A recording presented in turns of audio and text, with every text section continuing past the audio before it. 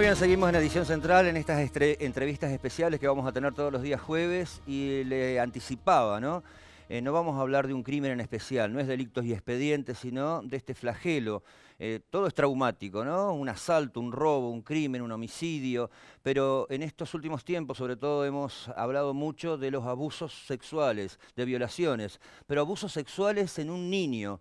Una de las peores aberraciones que nos toca informar por la pantalla y en todos los medios periodísticos. Por eso decidimos invitar a alguien muy reconocido, que también trabajó en España, que es psiquiatra infantil, que no hay muchos, me parece, acá en el norte de la Patagonia. Es Santiago Peruzzi. Le doy la bienvenida, Santiago. Gracias por hablar de este tema tan delicado que sensibiliza tanto a la población, porque cuando uno tira una noticia de estas queda todo el mundo muy tocado.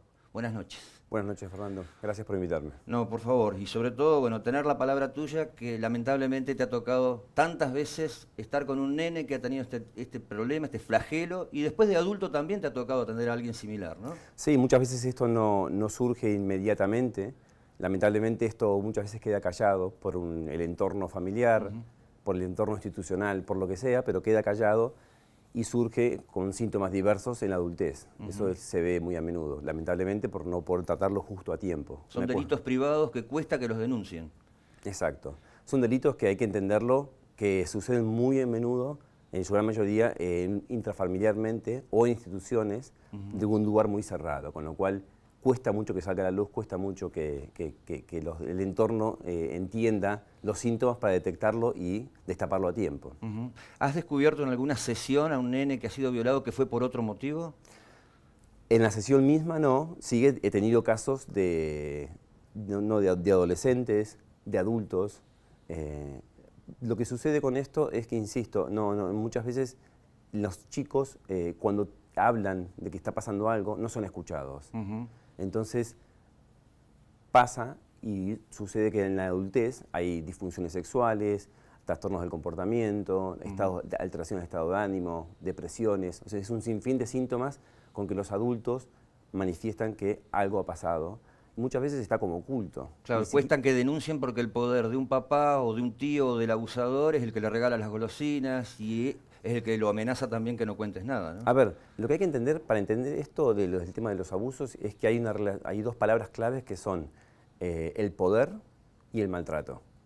El abusador ejerce un poder sobre el abusado, sobre los niños, y este poder lo aplica a todo su entorno, con lo cual el niño queda indefenso y abstraído y sin poder explicar lo que es lo que le está pasando.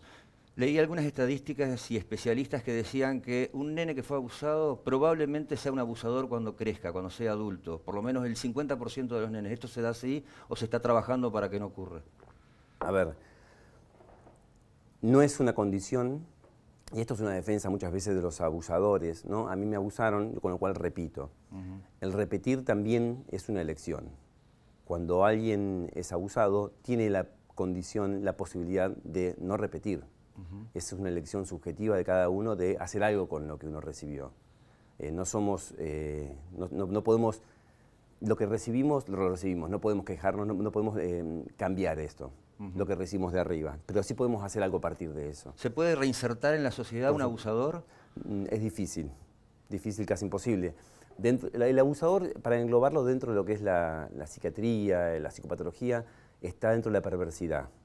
Un perverso, muchos dicen que no es posible un tratamiento con un perverso.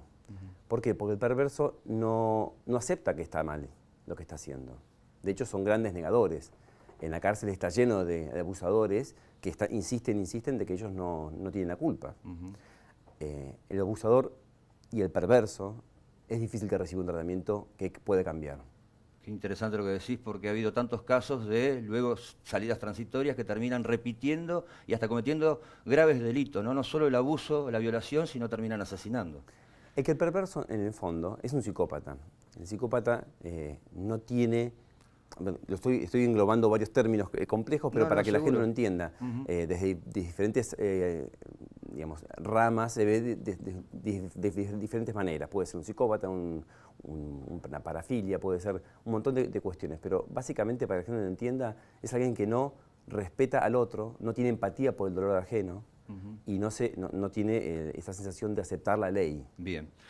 Vamos a ver unas placas informativas que son estadísticas del año 2016, ¿no? Para que la gente sepa, son placas de hace 2 años, no ha habido actualización de datos, pero son tremendas estas placas que justamente hablan de lo que estamos charlando con Santiago Peruzzi, psiquiatra infantil. Tiene que ver dónde sucede fundamentalmente un abuso a menores. Primera de las placas. El 53% sucede en el hogar de la víctima, el 18% en viviendas del agresor y el 10% en una casa familiar. La edad de las víctimas, el 47% de los abusados son entre 6 y 12 años, el 28% de 0 a 5 años. Terrible esto, esta estadística es tremenda. Y el 25% entre 13 y 17 años. Otra placa, ¿quiénes son los agresores? El 75% un familiar de confianza. Dentro de ese 75% se desprende que el 40% son los padres y un 16% es un padrastro. El género de los agresores, el 89% son hombres, el 7% una mujer, se conoció un caso ahora en Santa Fe de una mujer con un alumno, y bueno, muy poco porcentaje sin datos, ¿no? Que no se sabe quién ha sido. La edad de los agresores, el 49% entre jóvenes de 18 años y 40 años, el 39% entre 41 años y 60 años, y el 12% más de 60 años. ¿Quiénes llaman o quiénes denuncian? El 63% denuncia un familiar, pero luego a la hora de ir a un juicio es donde a veces retroceden con la denuncia por miedo a la separación de su marido, de su papá, el 20% un conocido y el 8% la propia víctima. Y en base a lo que mencionaba Santiago, no hay recuperación para un violador. No hay terapéutica para un violador. A ver, el violador tiene que ser sometido, para que se entienda, no es un enfermo. Es una cuestión muy clara que hay que dejar en claro. No es un enfermo que si puede recibir un tratamiento, entonces es enfermo y pobrecito. No, es una persona que viola una ley, que no se somete a la ley, que tiene una ley propia. Bien. Entonces no hay posibilidad ahí de hacer un tratamiento, porque básicamente él no quiere hacer un tratamiento. Entonces aparecen estos tratamientos más alternativos, como bueno, o la cárcel, que es una especie de tratamiento también al fin y al cabo, o la castración química y cosas por el estilo. Pero es la placa que mostrabas recién, es interesante lo de los niños de 0 a 5 años. En realidad los abusadores desubjetivizan al abusado. Los niños no son niños para ellos, son personas que les quitan la personalidad, son pedazos de carne, por así decirlo. Y se excitan con un pedazo de cuerpo. Esto es lo perverso y lo extraño para el mundo de los mortales, digamos, que esto que suceda. Entonces el abusador ahí transforma al niño en un objeto. La otra vez me contaba una persona relacionada con la justicia que dice que lo provocaba, una nena de 6 años, a uno que termina siendo violador, que lo provocaba. Charlaba también con Laura Emiliani, que ha hecho más de 900 cámaras Gesell entre Roca, Villa Regina y Chuelechuel, que de las 900 cámaras Gesell, más de 850 eran verdaderas. No es que era impulsado por la madre a mentir. Pero sucede también esto, que hayan madres que llevan a un nene para que digan que lo violó el papá porque tiene bronca el padre. Puede suceder, pero es fácilmente detectable. En realidad, cuando un niño es abusado, en una pequeña entrevista, es fácil, porque en realidad los chicos cuando son abusados hablan de un léxico que no les corresponde. Hablan de actos, de partes del cuerpo, hablan de movimientos, hablan de cosas que no les corresponden a un niño. Enseguida uno se da cuenta que su mente está invadida por el abusador. Y esto es uno de los mecanismos que utilizan los abusadores. Ejercen un poder, desubjetivizan al niño y lo invaden con una serie de actos, de pensamientos, donde el niño queda incapaz de defenderse. Esto no solamente lo hacen con el niño, muchas veces lo hacen con las madres. Hablo de las madres porque son muchas veces hombres los que hacen esto. Y las madres muchas veces quedan como atrapadas también en todo esto. Prisioneras de ese poder. De este sistema de poder, ¿no? Es lo que decías recién, muchas veces los niños o los adolescentes, cuando pueden denunciar, las madres no los apoyan. Claro. ¿No? Entonces ahí queda un dolor enorme, claro. Queda silenciado el abuso, y esto surge después en la adultez. ¿Cómo vas a decir eso de papá, que papá te quería y te trataba bien? O las madres que piensan que las hijas quieren robarse a su marido. Bueno, ahí entra un sistema tan complejo donde el abusador, el perverso, arma esta red, ¿no? Donde de alguna manera ejerce un poder sobre todos. Estamos hablando, Santiago, ya de los hechos consumados, de lamentablemente los chiquitos que han sufrido esto. Pero ¿qué consejo se le puede dar desde lo profesional, en el caso tuyo, a una mamá para que tenga cuidado?